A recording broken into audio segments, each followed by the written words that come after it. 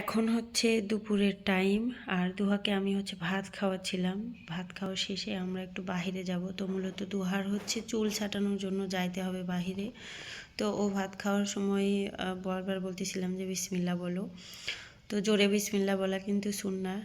আবার এত জোরে না যেন যে কেউ সাথে বসে খাচ্ছে সে যেন শুনতে পারে। যদি মনে ভুলে যায় সে বিসমিল্লাহ বলতে, তারও যেন মনে পড়ে সেটা বলতে পারে। যার কারণে জোরে বিসমিল্লাহ বলা সুন্নাহ। তো ও হচ্ছে খেয়ে নিল। খেয়ে নেওয়ার পরে হচ্ছে দিহান ঘুমাইছিল। দিহানকে ঘুম থেকে তুলে রেডি করাইলাম, দুহাকেও রেডি করাইলাম। আমরা এখন বাহিরে যাব। তো মূলত বাহিরে যাওয়ার কারণ হচ্ছে দুহার চুল ছাটানো। আজ কয়টা দিন ধরে গতকাল গিয়েও ও ফেরত চলে আসছি। মাগরিবের একটু আগে গেছিলাম, পরে দেখলাম নামাজের সময় হয়ে যাচ্ছে বলে চলে আসলাম। তো আজকে একদম জহরের পরেই বের হয়েছি। তো বের হওয়ার পরে দুহা হচ্ছে ওর ওই লোফারটা পরতেই চাচ্ছিল না, ওই যেটা স্যান্ডেলটা পরছে ওইটা পরে যাবে। তো আমি বারবার বলতেছিলাম এই জুতাটা পরো, তো পরতে চাচ্ছিল না। আসলে বাচ্চারা একটু বড় হইলে মতামত নিজের নিজের মতো চলা শিখে যায়। তো আমি বারবার বলার পরে এটা পরলো ওই।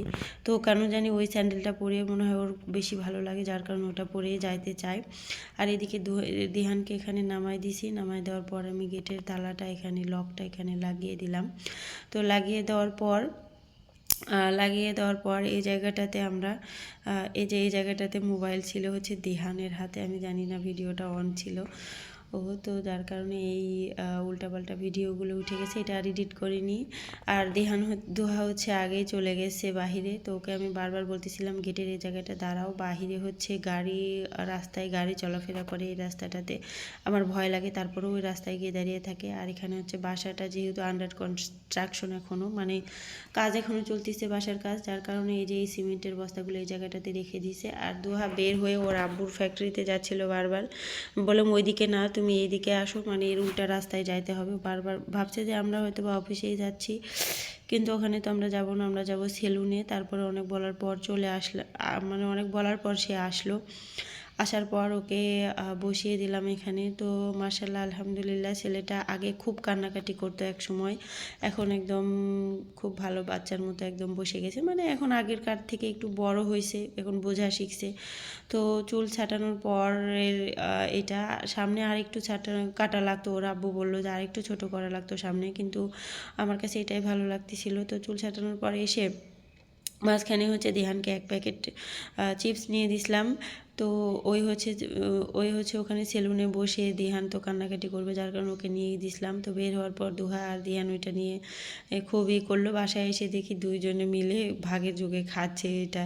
দুহা মাঝে মাঝে অনেক কিছু বুঝে, দিহানকে দেয়, নিজেই করে, আবার মাঝে মাঝে ধরে মারে, মানে খুবই দুষ্টমি করে। তো এখন দেখি ওই নিজে থেকেই দিচ্ছে একটা বাটিতে ঢেলে নিয়ে, যেটা আমার কাছে খুবই ভালো লাগলো।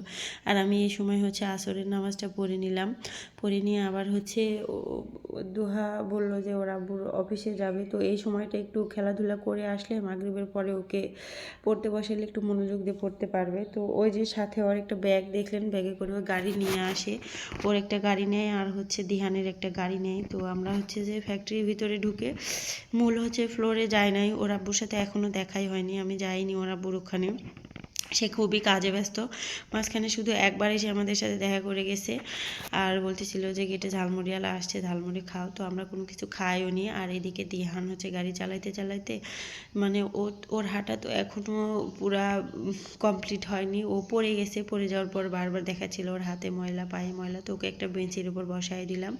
তো এখানে বসাই দেওয়ার পর ওকে পরিষ্কার করে দিচ্ছিলাম। আর এদিকে হচ্ছে দোহা মনে হয় সম্ভবত ওর আব্বুর সাথে মানে ওর আব্বুর সাথে কথাবার্তা বলে আসলো। ওই আসলে এক জায়গায় থাকে না আসার পর। আর এখানে আসার পর বিশেষ করে ওই বাসায় যাইতেই চায় না। এখানে যে কি শান্তি পায় আমি জানি না।